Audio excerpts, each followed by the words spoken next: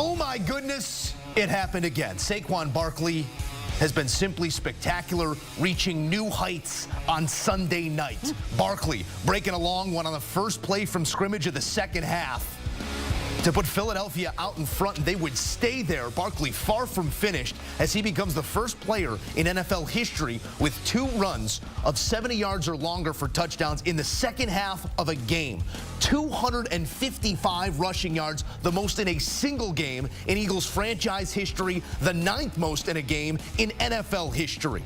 Barkley, 302 from scrimmage, the reason to believe in Philadelphia as the Eagles collect their 7th consecutive win, 37-20 against an LA team that brought some boom in the first half, but physically dominant in the form of Barkley in the second. Wow, that was something special. Back in studio, Joe Musso, Emory Hunt, Ryan Wilson. Fellas, just when you think you've seen the best from Barkley, and maybe the production starts to taper off because he's a running back of that age, and there's been so much asked of him this season, he pushes the bar even further, Emory. This is a night to be celebrated. Again, the 9th most rushing yards in a game in NFL history. What has made him so effective behind this Eagles offensive line, specific to tonight as well? He's starting to see it and hit it at the same time. I think this is the best Barkley has looked as just a pure running back in his entire NFL career, because he's been doing a lot of dual things because he's such a dynamic player. But as a pure runner, in terms of like seeing it from the pre-snap look, also attacking it as it's opening, and then hitting the home run, his vision is where it needs to be. He's not being too pitter-patter behind the line of scrimmage. He's attacking it downhill while making moves going downhill. He is in a zone right now, which is why you're seeing him just rip off these long runs in chunks. A lot of times, these backs that are just like Saquon Barkley, that are just like LaShawn McCoy, that are just like your Barry Sanders, they always want to hit the home run early, but as they get more mature in their career, they start to be a little bit more patient, and then they realize the long runs will come. That's what we're seeing from Saquon in 2024. Ryan, there's so many different ways to frame the greatness. He is on pace, a 17-game pace, and we know the records are affected by that extra game, but on a 17-game pace to set a new NFL record for rushing yards in a single season, on a 2,100-plus yard pace right now. Can he maintain that pace, and what did you see that you loved most tonight?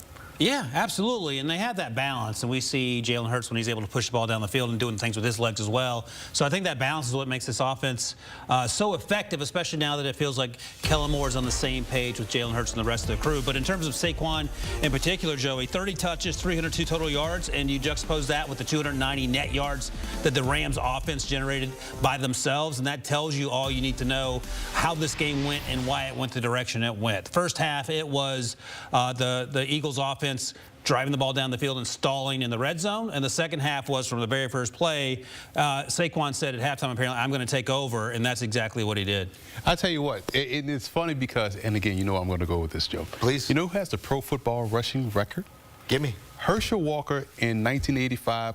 New Jersey Generals, over 2,100 yards. But get this, that was 18 games. So this would still be the Pro Football record because he's done it in 17, if he's able to hit that number. That's why we keep Emory Hunt around. He misses nothing, no stone unturned.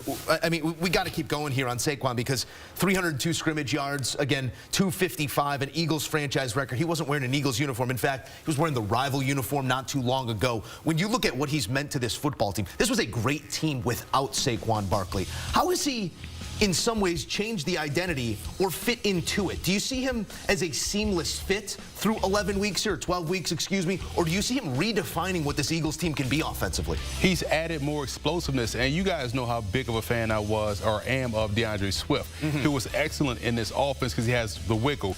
But Barkley has the explosive burst that literally can do what we hadn't seen Swift do when he was with Philadelphia, and that's rip off these 70-plus yard runs. And also, by the way, he can be a tremendous slot receiver if you just want to utilize him in the passing game. His pass pro has picked up a little bit more. So here with Philadelphia, he's picked up some key blocks in blitz pickup. So he's become the more complete back, which allows Jalen Hurts the luxury of this. We saw the smile when he broke that long run. I didn't have to do much to just hand the ball off. This guy just goes 70. Makes my job easier as a quarterback, and that's where he's having the biggest impact, in my opinion, for Philadelphia. He's opened up their offense for everybody. I think it's interesting. At the top of the NFC, if you look at these two teams that seem to be head and shoulders above the rest in the Lions and the Eagles, defined in many ways by the running games. Yes, a compliment and a fantastic passing game.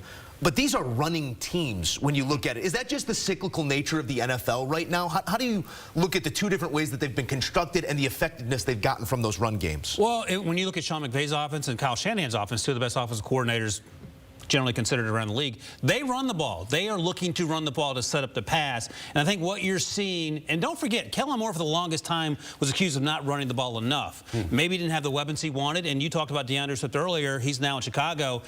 He is playing a different game than Saquon, and I don't mean that disrespectfully, because Saquon is in the same conversation as the aforementioned Jahmyr Gibbs. He's in the same conversation as Bijan Robinson, two guys who went 8 and 12. And Saquon went early, but there were questions, okay, are there other needs that the Giants need to address? This is what the Giants thought they were getting in Saquon, but the pieces around Saquon make it all work. You can't have one horse try to drag the other horses who are lame to the finish line. They have plenty of horses offensively, even without Devonta Smith tonight, but we saw A.J. Brown make some plays. We know the offensive line, when they're healthy, what they can do. We saw the front seven get after it on the defensive side of the ball for the Eagles. So it feels like finally, and you can take Nick Sirianni out of the equation, that makes you feel better, the coordinators are coordinating things up.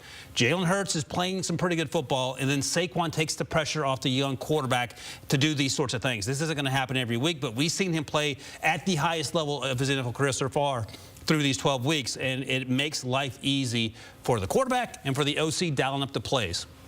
It is a night that NFL history won't soon forget. 255 on the ground, 302 in total. Saquon Barkley, Philly special on Sunday night. All right, a look at your NFC playoff picture coming out of this one is the Eagles. Yes, a record night, but most importantly, tally one in the win column to try and keep pace with the Lions at the top. 9-2 as they give chase to the Lions, who will play on a short week against the Chicago Bears. Thanksgiving football coming your way, as is tradition. 85 years running for those Lions, but the Eagles looking like they might not be at their fullest form just yet. Saquon Barkley defining the night on Sunday.